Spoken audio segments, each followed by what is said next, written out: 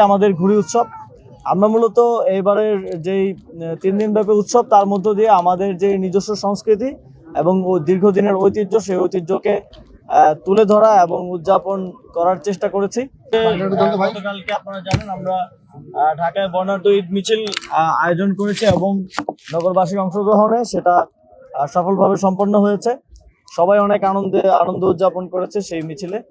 এবং আজকে আমাদের ঘুড়ি উৎসব আমরা মূলত এবারের যেই 3 দিন ব্যাপী উৎসব তার মধ্য দিয়ে আমাদের যে নিজস্ব সংস্কৃতি এবং দীর্ঘদিনের ঐতিহ্য সেই ঐতিহ্যকে তুলে ধরা এবং উদযাপন করার চেষ্টা করেছি।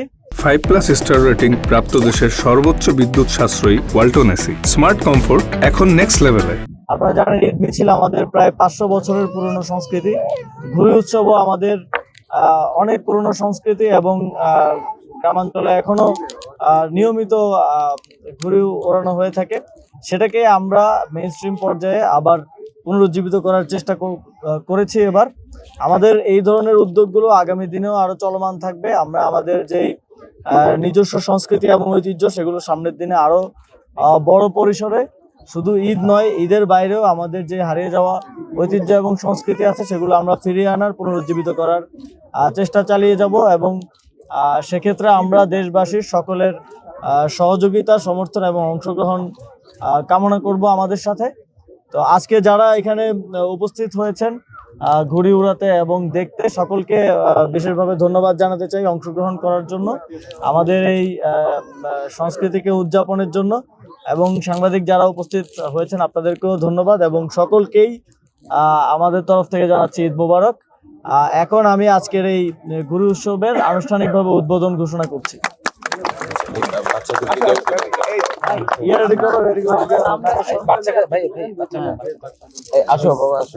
এটা ডোর লাগানোর ক্ষেত্রে হেল্প করতে হবে, আমাদের দু একজন আছে ওনারা হেল্প করবে।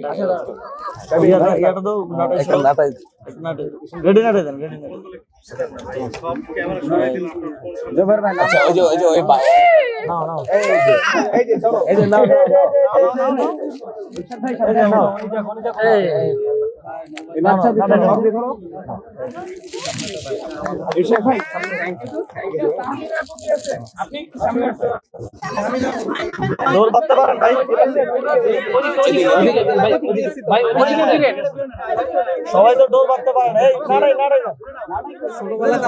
ভাই রেডিটা দিয়ে ভাই ওই যে আপনাদের পাশে সুতার আছে।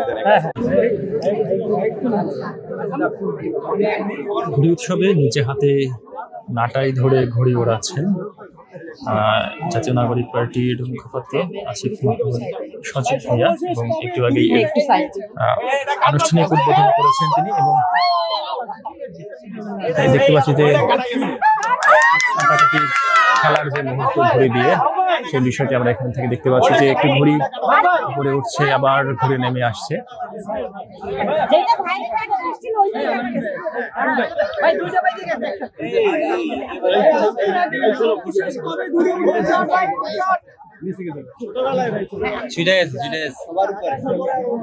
এবং তিনি বলছেন ছোটবেলায় ঘুড়ি উড়িয়েছেন, যে ঢাকায় এসে এরপরে আর ঘুড়ি উড়ানো হয়নি সে বিষয়টি তিনি বলছেন।